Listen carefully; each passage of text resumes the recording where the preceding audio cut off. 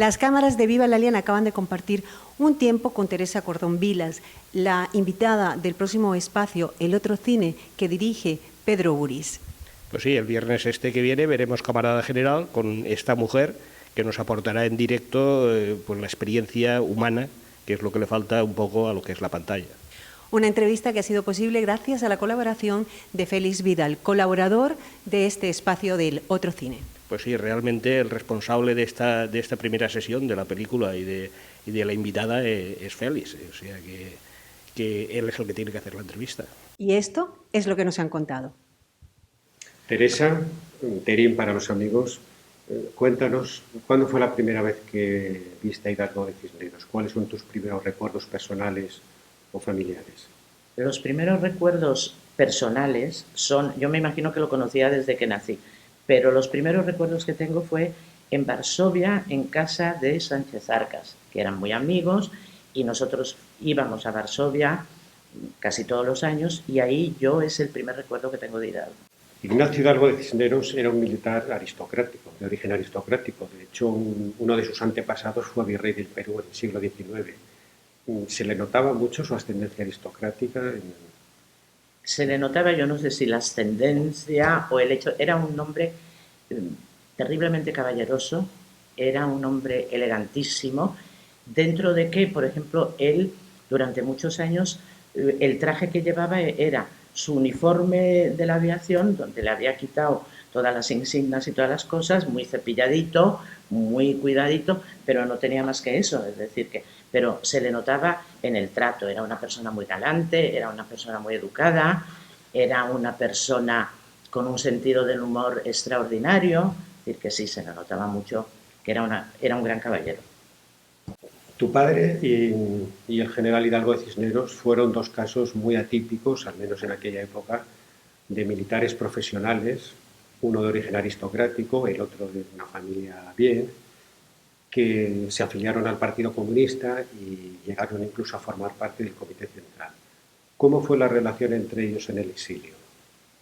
Bueno, mis padres, mi padre y Hidalgo fueron amigos, mi madre también, yo creo que desde los tiempos de la guerra, eran muy amigos y estuvieron juntos mucho tiempo. En el exilio se estuvieron frecuentando a partir del momento que Hidalgo se fue a Polonia, porque prácticamente Hidalgo por la URSS pasó, estaría un poco con mis padres, no lo sé, no recuerdo, pero luego Hidalgo se marcha a México y mi padre sigue en la Unión Soviética, en Checoslovaquia. Pero cuando ya Hidalgo se va a Varsovia, por invitación también de Sánchez Arcas, entonces mi padre va todos los años en verano, vamos toda la familia a Polonia a estar con él. A él además le encantaba la montaña y entonces íbamos a un pueblecito que se llamaba Zakopane porque él era un buen escalador y le encantaban los paseos y todo. Y desde entonces prácticamente todos los veranos, por lo menos una vez al año nos veíamos. A veces más, y eran muy amigos, se dedicaban a charlar, los dos tenían mucho sentido de la ironía, de humor, jugaban al ajedrez porque a los dos les encantaba y pasaban largos ratos juntos, eran muy amigos. Cordón y el general Hidalgo de Cisneros se trasladaron con el gobierno de la República a Valencia entre noviembre de 1936 y noviembre de 1937. Sabemos que el general Hidalgo, junto con su mujer, la famosa Connie de Mora, la escritora, fueron vecinos nuestros en la zona de Náquera Serra, al igual que otros altos cargos del gobierno de la República, como el propio presidente Azaña o el presidente del Consejo de Ministros, el doctor Negrín. El general Cordón, tu padre, vivió en Valencia. ¿Qué recuerdos familiares, qué os contaba de su estancia en Valencia, de su lugar de trabajo, de su vivienda? ¿Qué nos puedes contar? Pues la verdad es que mi padre estuvo alojado en el Hotel Inglés durante la guerra, donde, según me contaba mi madre, estaba el gobierno. Y cuando luego ya volvimos del exilio, mi padre ya no pudo volver, a mi padre lo enterramos en Roma, mi madre quiso ir a ver el Hotel Inglés y de paso a visitar a gente valenciana como pues Alejandra Azati, la mujer de Azati, o Carmen Solero, que había sido una gran amiga también de Renau, que eran valencianas, habían salido con los niños valencianos al exilio y volvieron, ambas habían sido maestras y volvieron a Valencia. Y entonces pues recorrió un poco los lugares. Y luego me contó la salida ya de Pretel, pero eso ya lo vi más adelante, cuando ya mi madre no vivía. En marzo del 39, cuando Se produce el golpe de Estado del coronel Casado contra el gobierno Negrín, que en esos últimos días se estableció en la zona de La Petrer. Tu padre fue de los pocos miembros del gobierno, de altos cargos, que permaneció fiel, junto con otros del Partido Comunista y del Partido Socialista, permaneció fiel al gobierno. De ahí salieron de una forma precipitada en avión a raíz del golpe de Estado y creo que salió con algunos miembros ilustres que nos puedes contar. Sí, mi padre salió en un avión, salieron dos aviones y mi padre salió en un avión en el que iban Dolores, iban Rafael Alberti y María Teresa León. Perdón, Dolores Pasionaria. Dolores Pasionaria, sí.